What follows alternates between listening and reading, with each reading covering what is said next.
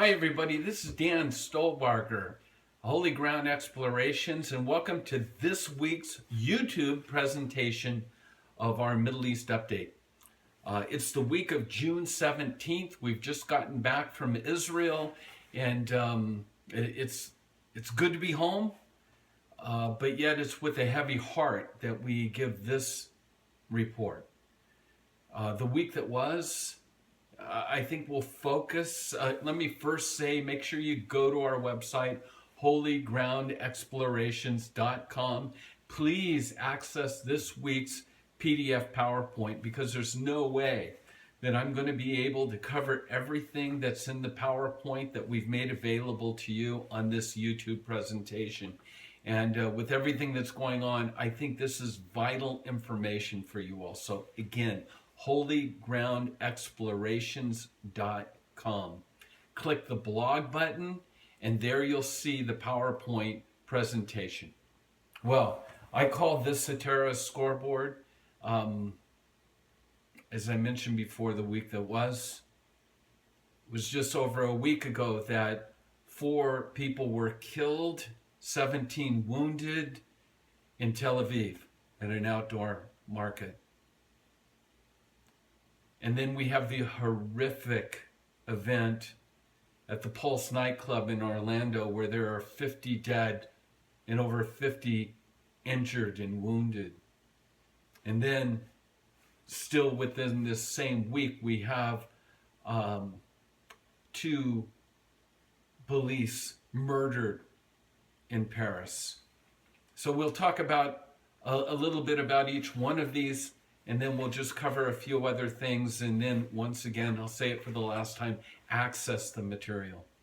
Now, in regards to Tel Aviv, and again, remember this report comes through the lenses of Israel.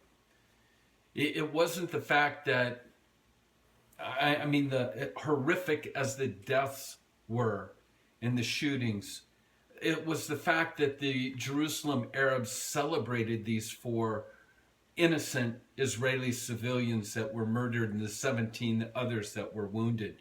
In Hebron, Palestinians set off fireworks. In Karim, they pass out candy to passerbys. In the refugee camp in Bethlehem, dozens of Palestinians participated in a march praising the attack. Palestinian social media is flooded with expressions of praise for the deadly shootings. Hundreds of Arabs gathered at the Damascus Gate in the holy city to celebrate the murders. Netanyahu says, I've heard so many condemnations from all the most important capitals in the world, except there's one thing that's been missing. I haven't heard any condemnation whatsoever from the Palestinian Authority. Meanwhile, all I can hear is the cries of joy from Gaza. Folks, as Netanyahu would say, I want you to understand this is who we are facing. This is our so-called peace partner. And then by now, I know you know all this information, but the Islamic State reported on the deadly shooting at the Pulse nightclub in Orlando on their radio station. They're the ones that came out first and claimed responsibility. Their statement, Omar Mateen, is one of the soldiers of the caliphate in America. We are reeling here. The truth is, there are so many that have lost their children. It's easy to sit back in judgment. I hope we don't. I hope we weep with those that weep and we mourn with those that mourn. And we pray that the God of peace and comfort would minister to those that have lost loved ones. But what's to be done? What will our response be when even at this time our president refuses to even utter the term Islamic terrorism? What's to be done? Some will say that the U.S. needs to immediately strike back so hard that the jihadists won't even know what hit them. What will we do? I want you to understand that within this week, these are the things that we're reporting.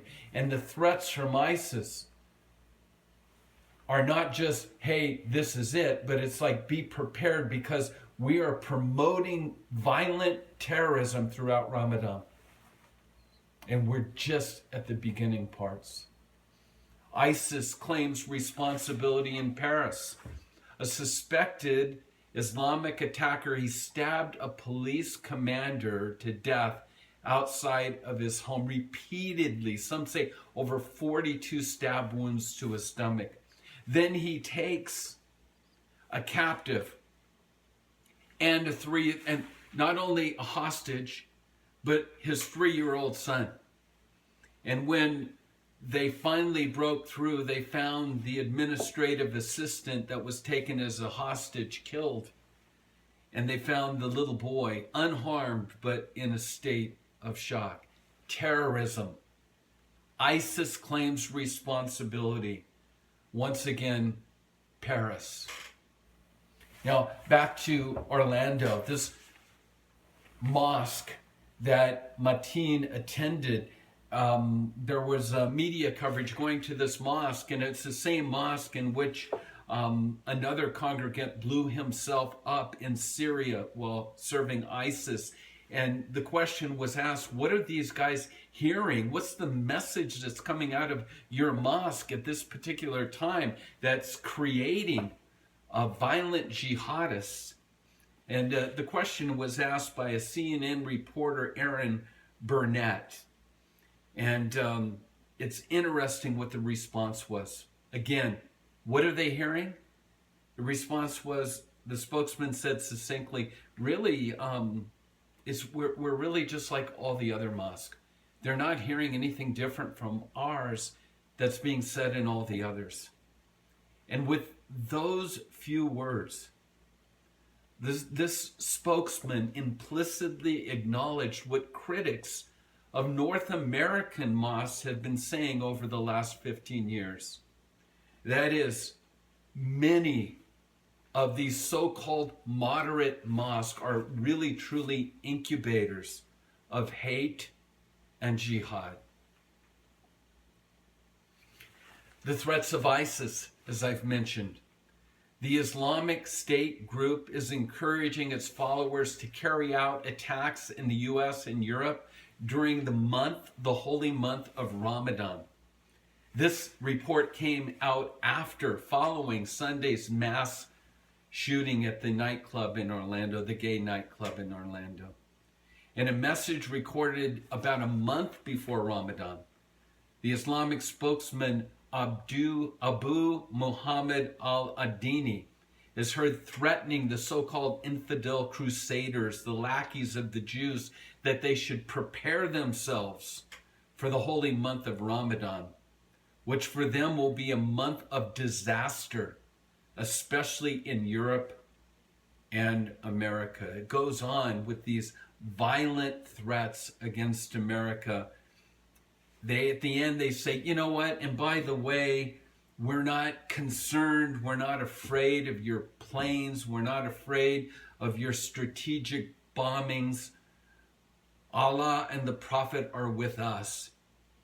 Be prepared. Violence is coming your way. And just for the record, Ramadan ends July 5th of this year. I would imagine that there would be something in the plans of the 4th of July from the Islamic Jihad terrorist side of the coin. We need to be prepared. Well, that's our report for this week. I will ask you to continue to read through the PowerPoint presentation. Again, we're looking at a Middle East update through the lenses of Israel. Israel must be prepared for Hamas, obviously in Gaza, but also Hezbollah in the north. The former head of the IDF Home Front Command has warned that in a future war with Hezbollah, that they could be pounded with over 1,000 rockets a day. It's Hezbollah claims to have over 130,000 rockets, missiles.